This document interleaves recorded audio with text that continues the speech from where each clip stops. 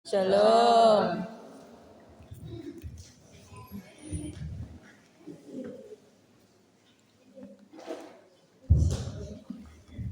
Shalom guys sekalian. Shalom. Saya cuma ini saja untuk sampaikan pada kalian. Sebelum saya start, saya sharing apa yang disampaikan oleh Brother Paulus tadi mengenai dengan misa. Karena saya tunjukkan kepada orang-orang yang baru dan orang yang akan dibaptis, yang sudah baptis. Ada masanya kita kalau misa nih kan bilang cakap masa misa ada waktunya boring kan. Nah saya kenal nih ada kawan saya dari Syria, ada sudah 10 tahun lepas dia baru meninggal. Dia jumpa saya di sana, brother, kau rasa gereja Katolik boring? Kenapa? Pasal sama duduk berdiri sama saja. Jadi kau coba aku ada lepasnya aku pergi sana ke satu gereja lagi agape. Tapi kau wah punya lagu bagus itu ini wah kami suka.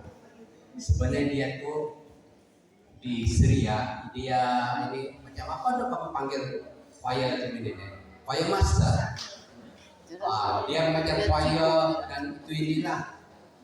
Dari sana saya pikir, saya ingat satu cerita dua orang ini sambil minum dia bercakap.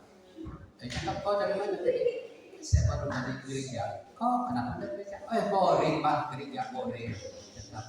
Jadi ya tanya, kau berapa lama sudah tidak pergi sembahyang? Lama sudah. Setelah aku rasa boring kan, sama saja. Oh macam itu. Jadi yang orang balik dari gerejanya tanyalah, kau kawin berapa lama sudah? Lama sudah. Lama dalam hidup lebih tahun. Cakap, aku kawin sudah 32 tahunnya. Dalam 32 tahun itu saya kawin, bini saya masak tiap-tiap hari. Dalam 32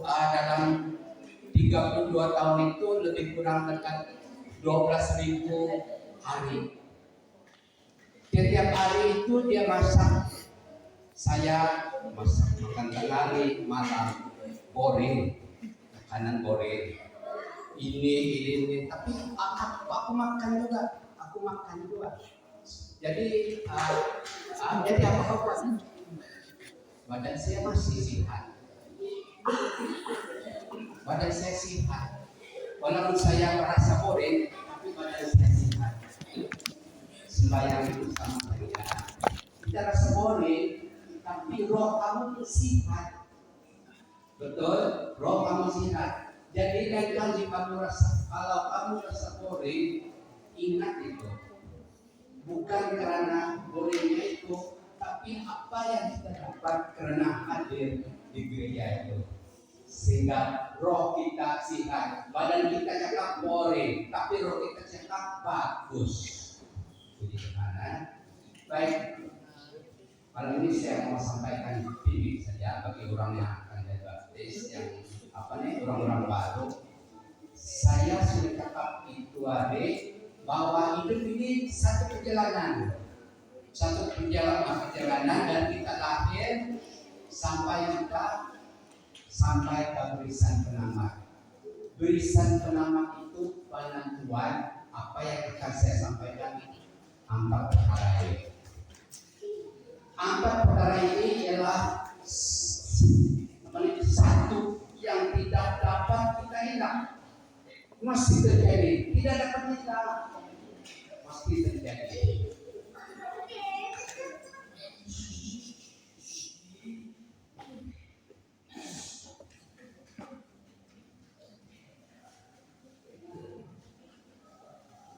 Kita akan hadapi. Tidak dapat kalau itu saudara saya itu kan surga neraka ini untuk orang Kristen saja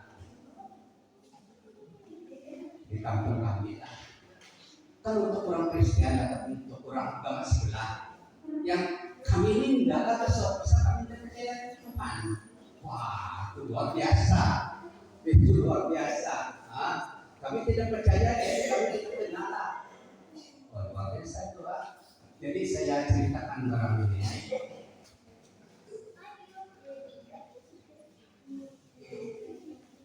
Apa artinya mati? Bila kita sampai, kira berapa umur kita, bila kita sampai ke barisan penamat, kita tidak dapat tolak, ini terjadi.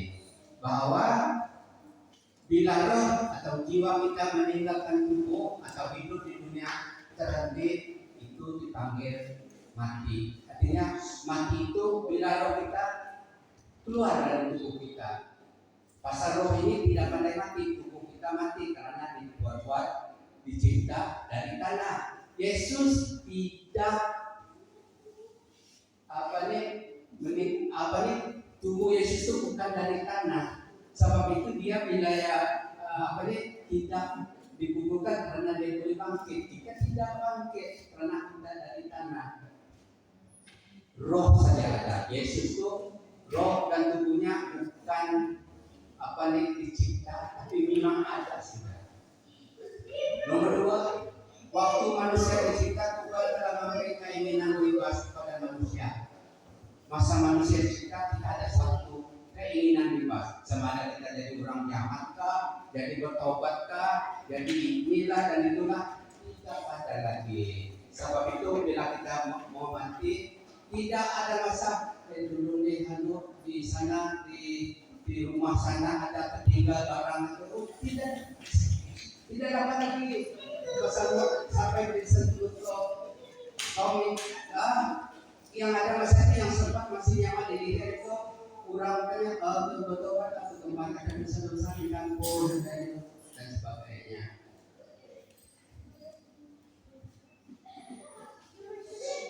Dosa menyebabkan kita hidup selamanya, tetapi ada cara tersendiri memulihkan kemudian yang dilakukan. Kita rasa takut kan, tapi ada cara supaya kita tidak takut mati, yaitu Yesus. Kita percaya Yesus tidak.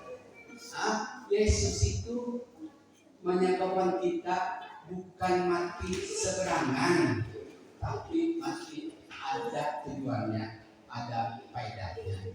Karena kalau tidak mati kita tidak dapat kembali. Jadi orang Kristen tidak takut mati. Sebab dia tahu di sebelah sana ada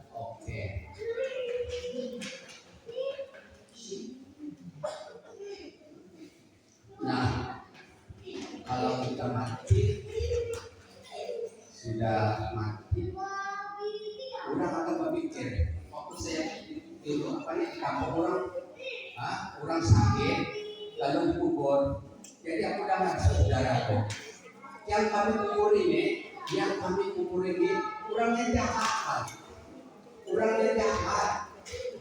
Tapi apabila di sana bila dikubur, jadi orang tetap bagus lah untungnya. Baik yang mati sengsara.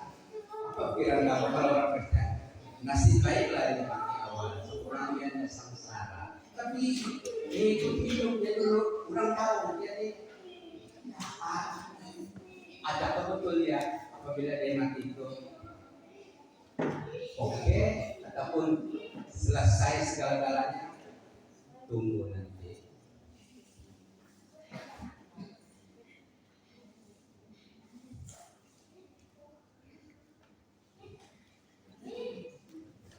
Kalau kita mati, saat kita mati, kita akan dihakimi. Tidak dapat ditolak, tidak dapat disembunyi, kita akan dihakimi. Saat kita memutuskan nyawa kita, lalu roh kita keluar, kita akan berjumpa dengan Sang Pencipta. Di sana kita akan ditanya soal ini apa perbuatan kita waktu kita hidup. Mungkin ditunjukkan yang macam video. Nah, ini perbuatan kau dulu. Ada gambar kita sana di rumah. Ada gambar kita bertumbuh. Yang barang itu kita sudah lupa, tapi tidak semana-mana waktu kita bicara itu kan ada. Nah, kamu makan ini, makan itu dan sebagainya dapat hilang. tidak dapat hilang lagi. Oke, itu penghakiman pertama. Apabila kita mati, penghakiman pertama kita terus ke surga. Tidak di alam maut, kita terus ke surga. Kalau kita tidak berdosa, kita terus ke surga. Bagus jadi Katolik ini. Karena apabila mati kita terus ke surga, kita ke sana. Tapi kalau kita yang tidak Kristen ini, dia ke alam maut. Anda bisa ke alam maut. Tapi kalau kita orang Kristen, jadi kalau dia tidak merasa keluar itu dia terus ke surga. Kalau bersetan, oke? Nah, yang kedua itu adalah bangkitan Yesus. Bila hari kiamat nanti, tubuh kita di dalam kuburan itu dibangkitkan, lalu diubah. Tidak seperti tubuh kita masa ini, tapi diubah dan kita ditemukan pada roh kita yang dulu di sana. Bagi orang yang di alam maut, walau-walau lah orang kita tidak tahu lah apa terjadi. Itu sebabnya kenapa peranan kita orang Kristen bagi tahu barang ini, karena apabila kita mati jangan macam apa yang saya katakan tadi, samsara dan sebagainya, kita selamatkan orang. Kita bagi tahu Yesus itu juru selamat. Peranan kamu yang akan dibaptis, yang sudah dibaptis nanti, kamu ceritakan kabar gembira itu kepada kawan-kawan kita. Yang kedua itu apa sih? Katanya penghakiman umum itu waktu kiamat semua orang. Karena panggil semua laut mengeluarkan, siapa saya mati di laut dan dari gunung dan sebagainya dikumpul satu tempat. Kau orang yang baik itu kanan, kau sebelah kiri. Nasib misalnya sebelah kanan kita memang ke surga, masa kita tanah panggil balik ke surga. Yang ini kalau tak api, ceritanya atau api, penderitaan yang didapat kesudahan.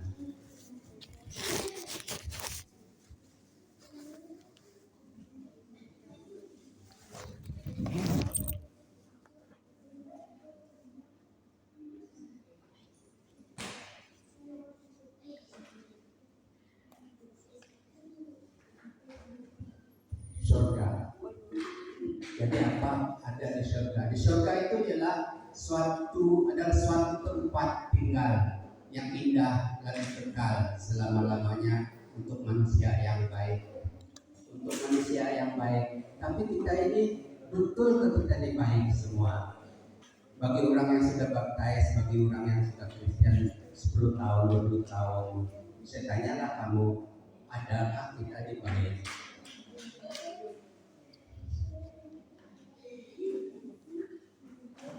Baik. Aku terhubung adakah usaha yang orang itu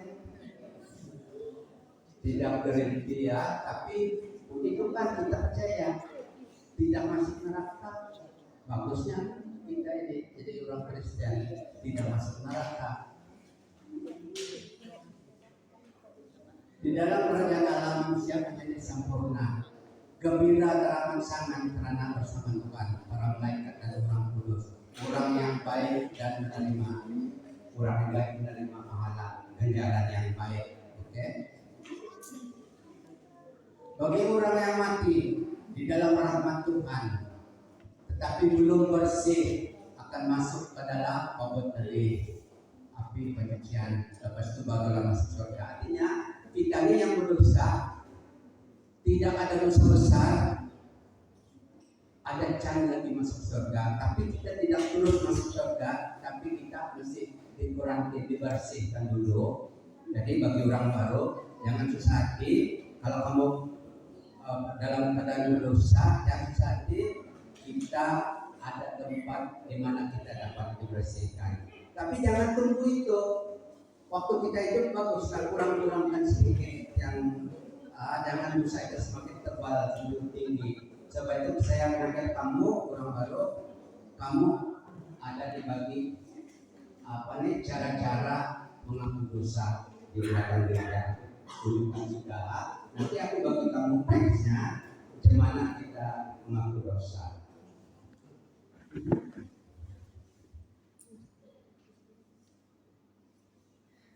Jadi dalam hidup kita hari-hari, tujuan utama kita adalah ke surga. Asal surga itu kekal. Oke, kekal. Jangan kita berurusan di dunia ini sampai minta umur sampai 100 lebih tahun. Kalau lama kan lebih banyak, makin lama makin banyak penderitaan. Takut kita tidak tahan. Oke. Nah.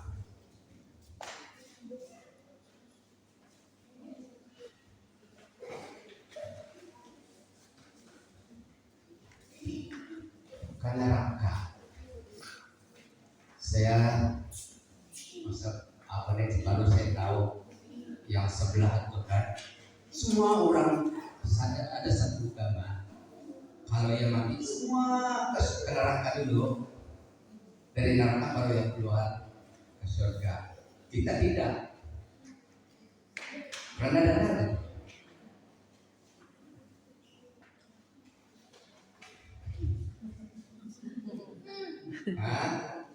Macam itu tuh.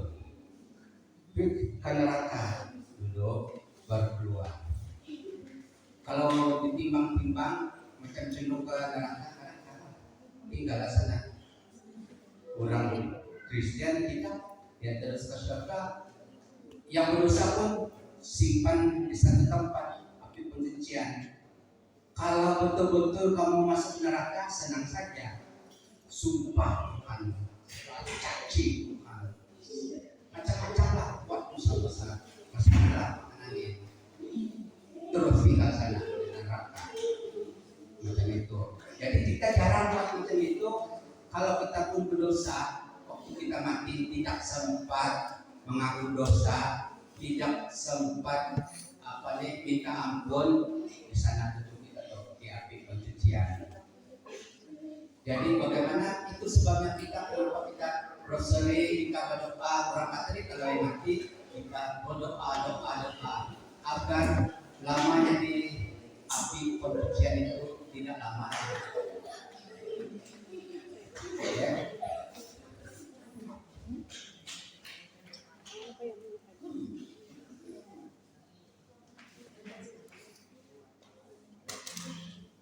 Oke. Saya saja kasih indikat supaya orang Kalimantan paham apa perkara. Kalau saya baca pengebisannya, saya baca satu petikan dan diambil dari kitab Wahyu pasal 20 ayat 11 hingga 15. Di sini bagaimana Tuhan membagi penglihatan kepada Yohanes. Yohanes melihat keadaan di mana di surga itu, bagaimana di dunia yang lain itu sesudah kita mati, di sini dia berkata. Lalu aku melihat suatu tahta putih yang besar dan Dia yang duduk di atas tahtanya. Jadi kami lihat satu tahta di sana, Tuhan itu duduk. Dari hadapannya lenyaplah bumi dan langit. Lenyap langit dan bumi, dilihat juga, dan tidak ditemukan lagi tempatnya. Mungkin langit itu dia punya hati, sudah tidak tahu mana lagi. Kita tidak tahu lah. Mengikut apa yang disampaikan sini ya. Dan aku melihat orang-orang mati, besar dan kecil, berdiri di hadapan tahta itu. Tahta itu di mana Tuhan itu duduk. Lalu dibuka semua kitab dan dibuka juga sebuah kitab lain, yaitu kitab kehidupan. Bagi orang baptis 30 hari bulan nanti, ingat dong 30 hari bulan malam waktu Padri menaruh menuangkan air membaptis kamu dalam nama Bapa, Putra dan Roh Kudus. Nama kamu ditulis secara buku ini, buku kehidupan ini, sebab masa hari kiamat dibuka buku ini melihat ada list nama kamu di sana. Macam kita melihat di oleh gol kita, dia karena notice board ada Pak, pas kan enggak? Ya. Kalau ada nama di sana, kalau tidak ada, semula lagi cari dari atas. Tidak ada. Kalau ada, puji Tuhan. Nah, itu buku kehidupan. Oke.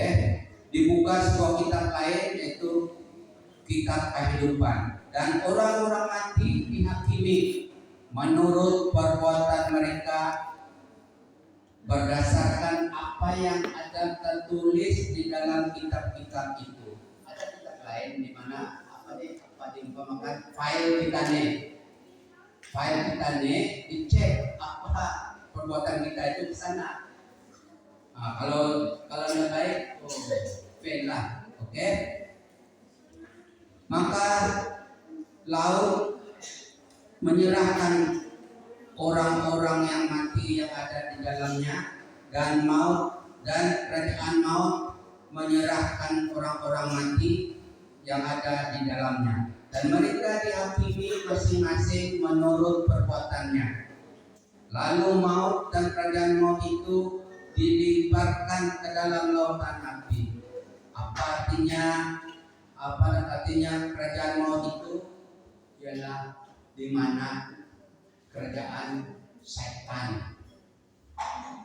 Kerajaan setan itu ialah banyak members-membersnya di dunia ini. Lalu orang ini dikumpulkan, dibuang ke lautan api.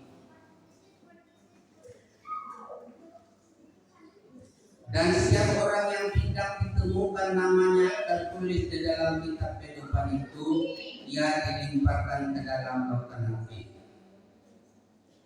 Jadi 30.000 lari itu nanti kamu dibaptis itu, puji Tuhan, nama kamu ditulis. Sebab itu nama kamu bukan lagi nama apa? Nama kamu sudah berubah. Nama saya adalah nama IC. Bukan pakai nama IC lagi. Tidak pakai nama IC, tapi nama macam kamu Gabriel, Inasto, Margaret, Elizabeth. Dia panggil nama itu lagi. Payah kamu cari mana nama itu? Oh, nama IC mana ada sana. Nama Kristen kamu itu. Itu sebabnya kenapa nanti nama kamu di sini. Ada aneh kamu sini. Masa pagi memanggil kamu, nama kamu itu Gabriel, Elina,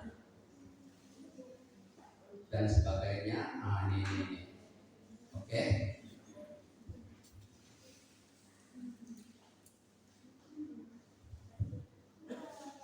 Ini saja. Itu saja saya mau kamu tahu